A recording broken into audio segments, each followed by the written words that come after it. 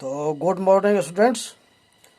आज हमारा micro economics का चैप्टर 1 का इंट्रोडक्शन शुरू करेंगे। सेकंड पीरियड में हमारा है ये।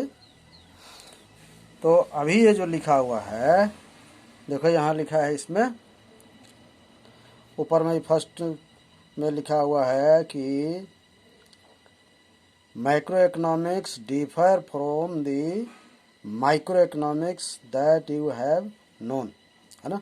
यानी जो आप text book micro economics class 11 में पढ़ा है उसमें और इसमें डिफरेंस है। ठीक है, दोनों किताब एक नहीं है। 11 वाला जो माइक्रो इकोनॉमिक्स का है उसका आप लोग टॉपिक्स देखा है, उसमें क्या क्या पढ़े थे हम लोग। उसमें पढ़े थे कंज्यूमर्स के बारे में पढ़े थे, कंज्यूमर्स डिमांड के बारे में पढ़े थे, है ना। कंज्यूमर प्रेफरेंस के बारे में पढ़े थे, कंज्यूमर का बजट के बारे में पढ़े थे। ठीक है, यूटिलिटी के बारे में पढ़े, उसके बाद पढ़े इंडिफरेंस कर्व के बारे में पढ़े, है ना। इलास्टिसिटी ऑफ डिमांड के बारे में पढ़े, प्रोडक्शन के बारे में पढ़े, कॉस्ट ऑफ प्रोडक्शन के बारे में पढ़े, लॉ ऑफ रिटर्न्स के बारे में पढ़े। फिर और क्या पढ़े, प्रोड्यूसर्स के बारे में पढ़े, है ना। प्रोडक्शन के बारे में पढ़े, सप्लाई के बारे में पढ़े, इलास्टिसिटी ऑफ सप्लाई के बारे में पढ़े, मार्केट इक्विलिब्रियम के बारे में पढ़े, टैक्स के थोड़ा बारे में पढ़े थे, है ना।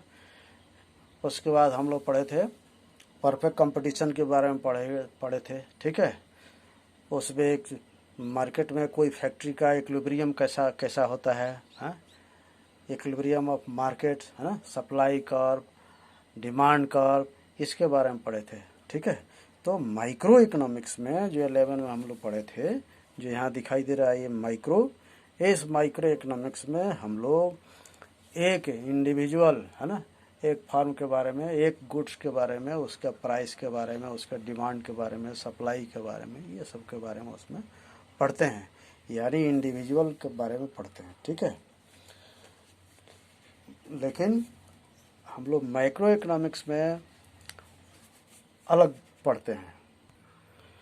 जो ये किताब में आपको दिखाई दे रहा है ना, माइक्रो और माइक्रो के बारे में ये क्या डिफरेंस है उसके बारे में। जैसे in micro economics we study the behaviour of individual economic agents in the market for different goods and services and try to figure out how prices and quantities of goods and services are determined through the interaction of individuals in these markets। यानी market micro economics में हम लोग individual कोई खास economic agents होता है, जैसे economic agent के बारे में हम लोग देखेंगे और पहले भी देखे थे 11 में। तो गुड्स और सर्विस का सप्लाई कितना होगा, उसका प्राइस कितना होगा। एक कंपनी कोई गुड्स बनाती है तो उसको कितना सप्लाई करेगी, कितना बनाएगी, कितना कितना उसका प्राइस रखेगी, है ना। किस मार्केट में भेजेगी, नॉर्थ ईस्ट में भेजेगी कि साउथ में भेजेगी, साउथ इंडिया में भेजेगी कि किधर भेजेगी, है ना। तो उसको खुद इसके बारे में हम लोग पढ़ते हैं। एक प्रोडक्ट के बारे में पढ़ेंगे, एक कंपनी के बारे में पढ़ते हैं, उसमें माइक्रो इकोनॉमिक्स में हम लोग पढ़ते हैं। ठीक है, लेकिन माइक्रो इकोनॉमिक्स में ऐसा नहीं है। माइक्रो इकोनॉमिक एक के बारे में नहीं पढ़ते हैं। माइक्रो इकोनॉमिक्स में ये सब एक एक जो है उसको इकट्ठा करके पढ़ते हैं। ठीक है, जैसे क्या लिखा है, देखो नीचे में, इन माइक्रो इकोनॉमिक्स, है ना, we try to get an understanding of the economy as a whole by focusing our attention on aggregate measures such as total output, employment and aggregate price level। ठीक है, तो मैक्रो इकोनॉमिक्स में हम लोग single जो है वो सभी को इकट्ठा करके टोटल करके उसके बारे में हम लोग पढ़ते हैं। मार्केट में अलग अलग सामान का प्राइस है, तो हम लोग जो पढ़ेंगे मैक्रो इकोनॉमिक्स में तो सभी प्राइस को इकट्ठा है। प्राइस इंडेक्स जैसे हम लोग पढ़े थे ना स्टैटिस्टिक्स में 11 में, प्राइस इंडेक्स निकालने के लिए, तो प्राइस इंडेक्स के बारे में इसमें पढ़ेंगे। प्राइस इंडेक्स यानी जनरल प्राइस, सभी सामान का एवरेज प्राइस कितना हो जाता है, तो ये हमारा हो जाता है मैक्रो इकोनॉमिक्स में पूरा इकोनॉमी, पूरा कंट्री, है ना, पूरा एरिया, ठीक है, इसको एक साथ मिला के उसको पढ़ते हैं, अलग अलग इसमें नहीं पढ़ते हैं, पार्ट पार्ट नहीं पढ़ते हैं। माइक्रो इकोनॉमिक्स को और थोड़ा सा देखते हैं। Micro economics is that branch of economics which studies the economy of a country as a whole. It studies the aggregate or totals of all totals of economic variables such as aggregate output or aggregate production, aggregate demand, aggregate supply, general price level, total employment, unemployment, total unemployment, industrial output, है ना, agricultural output, aggregate supply, aggregate demand of all goods and services, money supply, public welfare, economies of the world, aggregate consumption, aggregate investment, aggregate saving, aggregate expenditure, aggregate revenue, ऐसे points को हम लोग इसमें पढ़ते हैं। Micro economics में ये aggregate का मतलब हो गया total of all totals, total of all total, जितना टोटल्स हैं सब टोटल को इकट्ठा करके एक टोटल अलग बनेगा, उसको बोलते हैं एग्रीगेट। तो मैक्रो इकोनॉमिक्स में ये जितना भी पॉइंट इसमें बताया गया सबके टोटल को उसमें पढ़ते हैं, इकट्ठा करके पढ़ते हैं, पूरा इकोनॉमी को एक साथ पढ़ते हैं, है ना। जैसे गवर्नमेंट कोई प्लानिंग बनाती है, कोई पब्लिक वेलफेयर के लिए कोई स्कीम निकालती है, तो एक जगह के लिए नहीं निकालती है, पूरे कंट्री के लिए निकालती है ना। किसी स्टेट के चीफ मिनिस्टर कोई पब्लिक वेलफेयर का कोई प्रोग्राम लेके आते हैं तो पूरा अपने स्टेट के लिए ले आते हैं, है ना। तो इसको वो जो पूरा स्टेट के लिए हो गया उसी को बोलते हैं माइक्रो, ठीक है। ऐसे टेक्स्ट बुक में भी माइक्रो का डिफरेंस है, इसको हम लोग थोड़ा देखते हैं। आप लोग पेज नंबर 3, चैप्टर 1 के पेज नंबर 3 के ऊपर जो पैराग्राफ है, फर्स्ट पैराग्राफ जो दिखाई दे रहा है वहाँ पर देखना what is difference between micro and macro, ठीक है। तो यहाँ जो दिखाई दे रहा है आपको माइक्रो का मीनिंग क्या होता है, स्मॉल। व्हाट इज माइक्रो का मीनिंग क्या हो गया, ये माइक्रो मीन्स स्मॉल, यानी माइक्रो एजेंट्स का मतलब हो गया स्मॉल एजेंट्स।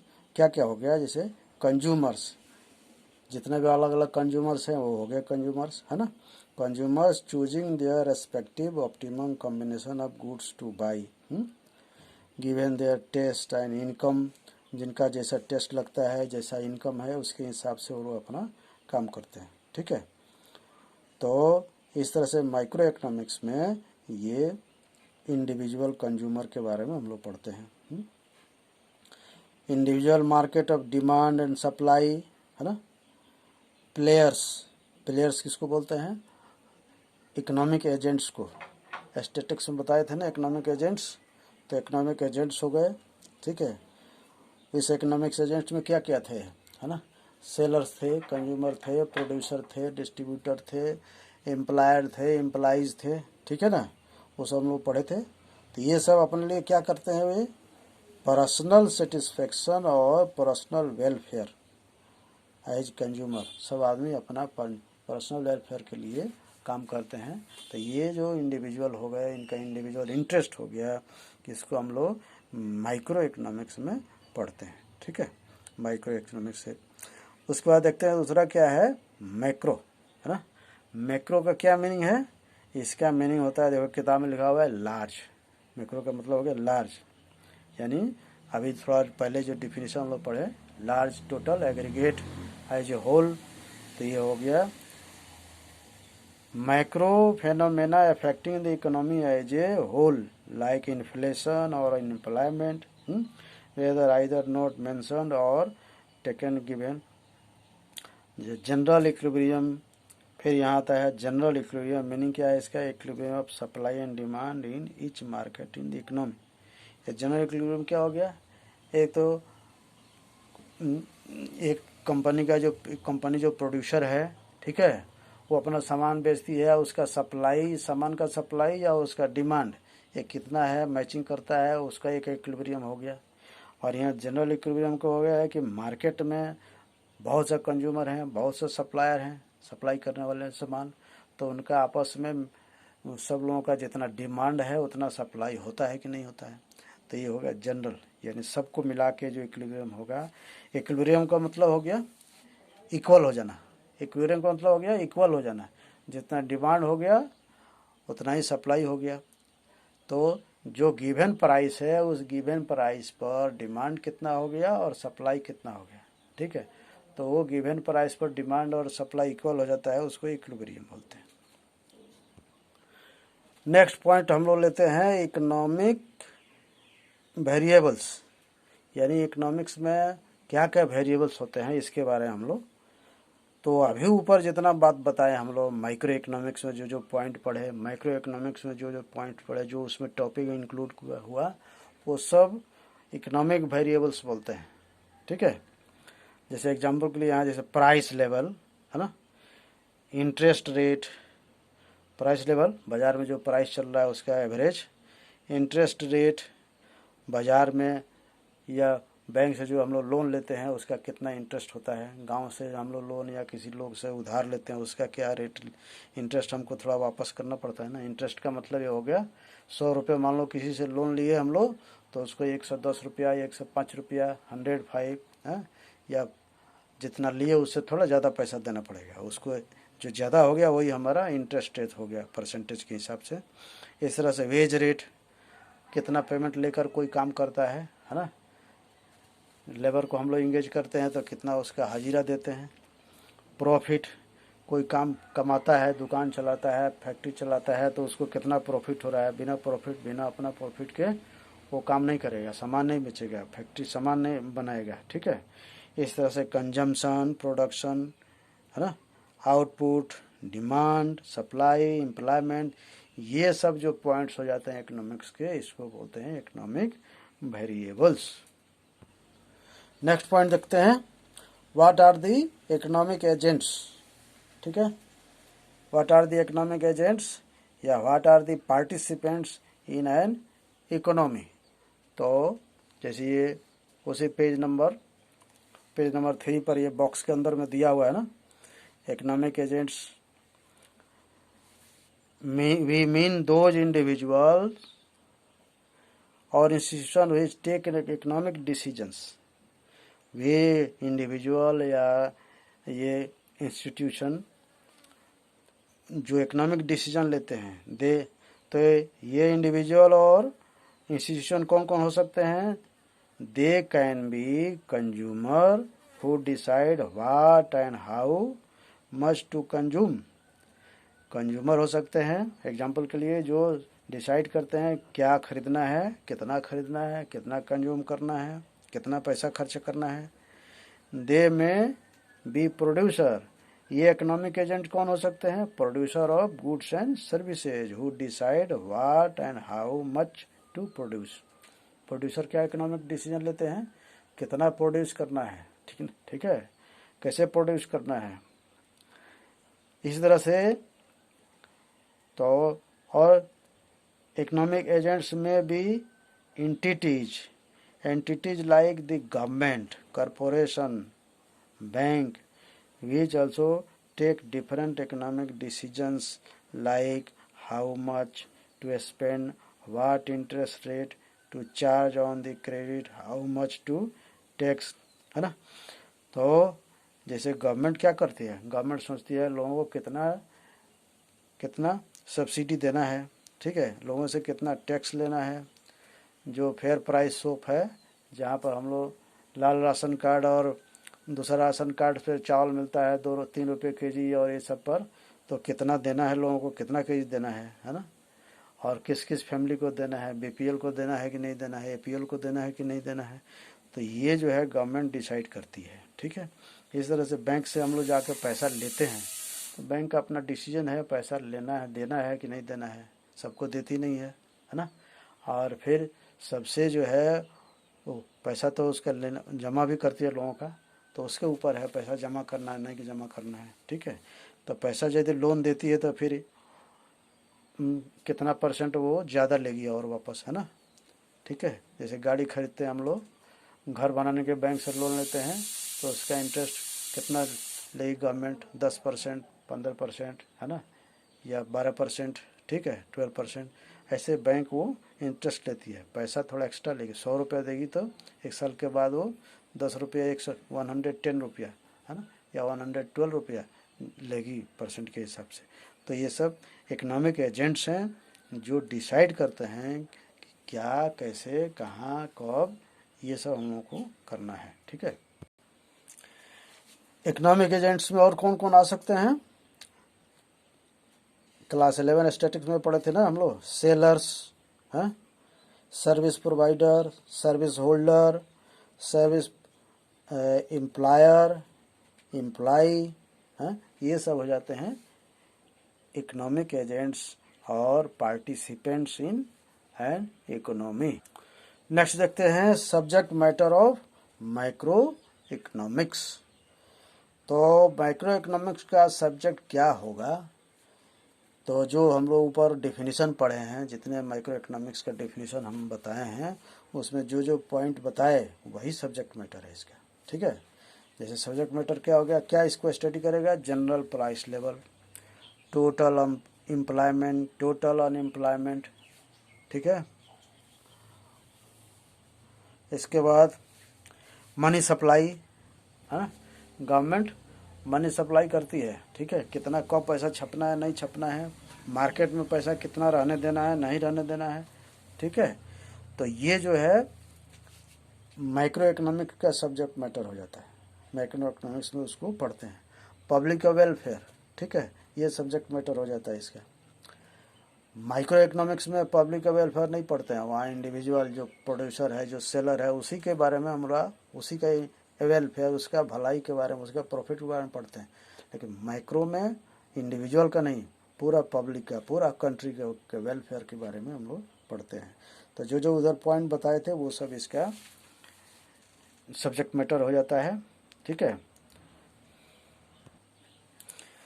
सब्जेक्ट मैटर में और क्या क्या इधर दिखाई दे रहा है, जैसे ये चैप्टर 2 के लास्ट में इधर दिखाई दे रहा है, देखिए सभी लोग, है ना, agricultural goods, industrial goods, services, है ना। तो दीज गुड्स में have different production technology, different prices. तो यहाँ क्या है, microeconomics also tries to analyse how the individual output level, price and employment level of these different goods get determined.